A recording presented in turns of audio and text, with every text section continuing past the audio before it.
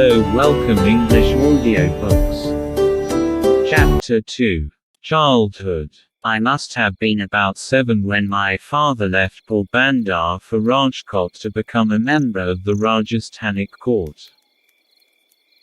There I was put into a primary school, and I can well recollect those days, including the names and other particulars of the teachers who taught me.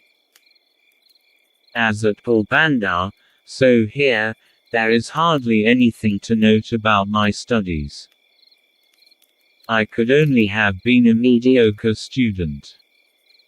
From this school I went to the suburban school and thence to the high school, having already reached my 12th year. I do not remember having ever told a lie, during this short period, either to my teachers or to my schoolmates. I used to be very shy and avoided all company.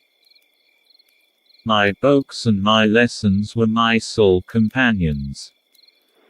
To be at school at the stroke of the hour and to run back home as soon as the school closed, that was my daily habit.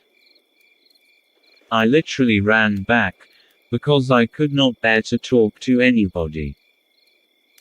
I was even afraid lest anyone should poke fun at me.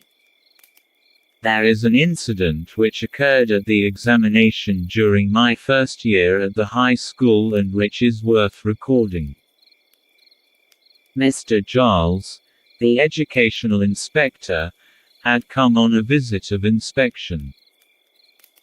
He had set us 5 words to write as a spelling exercise. One of the words was kettle. I had misspelt it. The teacher tried to prompt me with the point of his boot, but I would not be prompted.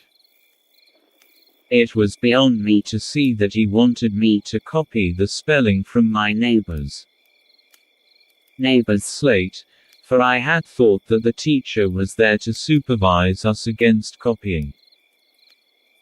The result was that all the boys, except myself, were found to have spelt every word correctly. Only I had been stupid. The teacher tried later to bring this stupidity home to me, but without effect. I never could learn the art of copying. Yet the incident did not in the least diminish my respect for my teacher. I was by nature blind to the faults of elders. Later I came to know of many other failings of this teacher, but my regard for him remained the same. For I had learned to carry out the orders of elders, not to scan their actions. 2 other incidents belonging to the same period have always clung to my memory. As a rule I had a distaste for any reading beyond my school books. The daily lessons had to be done, because I disliked being taken to task by my teacher as much as I disliked deceiving him. Therefore I would do the lessons, but often without my mind in them. Thus when even the lessons could not be done properly, there was of course no question of any extra reading. But somehow my eyes fell on a book purchased by my father. It was Shravana Pitribhakti Nataka. I read it with intense interest. There came to our place about the same time itinerant showman. One of the pictures I was shown was of Shravana carrying, by means of slings fitted for his shoulders, his blind parents on a pilgrimage. The book and the picture left an indelible impression on my mind. Here is an example for you to copy, I said to myself. The agonized lament of the parents over Shravana's death is still fresh in my memory. The melting tune moved me deeply, and I played it on a concertina which my father had purchased for me. There was a similar incident connected with another play. Just about this time, I had secured my father's permission to see a play performed by a certain dramatic company. This play Harishchandra captured my heart. I could never be tired of seeing it. But how often should I be permitted to go?